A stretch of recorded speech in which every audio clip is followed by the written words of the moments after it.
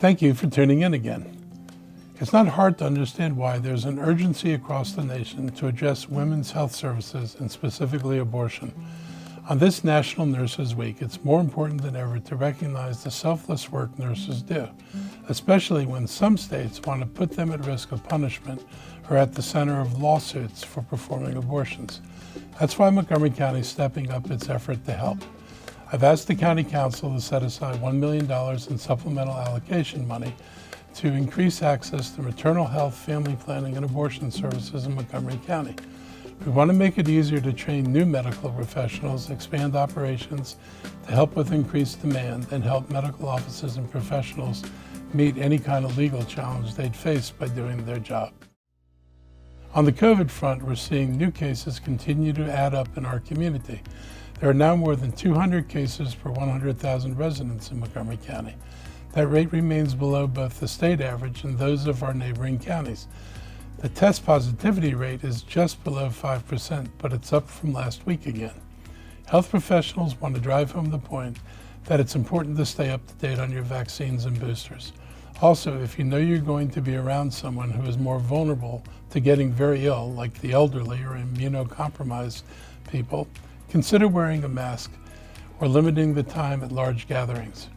We've been talking about boosters for a while. It is critical for people who got their first shots more than 6 months ago to get boosted now because the protection that vaccines provide is reduced over time.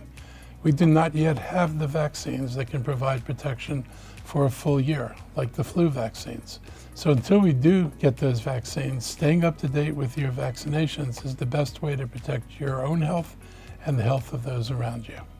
Adding some urgency to this is that the current rise in COVID cases is lasting longer than health officials expected, meaning that more people are at risk of being exposed to COVID as it remains more prevalent in the community for a longer time. If you plan on celebrating your graduation or prom, remember the smaller the group, the better. Masking up can protect you and your family once the parties are over. This past week, we went over 1 million rapid tests distributed to our residents since we started this in January. I want to thank HHS, Emergency Management, Procurement, and our Library and Rec Department staff and our volunteers for their continued hard work to ensure that anyone in this county who needs a test can get one. We're recognizing Police Community Day in Montgomery County on Saturday, May 14th. Community Day will be a family-friendly event to mark the 100th anniversary of the department. It also begins at noon at the Montgomery County Fairgrounds in Gaithersburg. It's a great way to meet our officers and to talk with them about the work they're doing in our communities. The event will feature many free activities for families, including live music. There will be food trucks on site, so please come join us for a day of fun, and parking will be free. If you can't pull yourself away from your ideas for the next big thing, then we may just have what you need to help you realize that dream. Saturday, May 14th, will also be the grand opening of Montgomery County's Ignite Hub. You can come find out more in person from 11 a.m. to 1 p.m. on the Montgomery College campus in Rockville that's on Hungerford Drive. The collaborative space will help inspire creators and pull together entrepreneurs from across the county. Adults of all ages are welcome. Finally, we want you to be ready for Monday because that's when the county is opening applications for another round of rental assistance. It will be the 4th time since the pandemic began that we've coordinated federal, state, and local funds to help struggling families.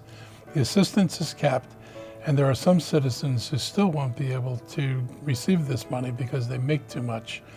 But if you've lost your job because of the economic impact of the pandemic, or you had to care for yourself or a loved one sick with COVID-19, you may be able to qualify for help. Remember, this money is meant for those on the verge of losing their homes, specifically those who are 2 months behind or more on their rent payments.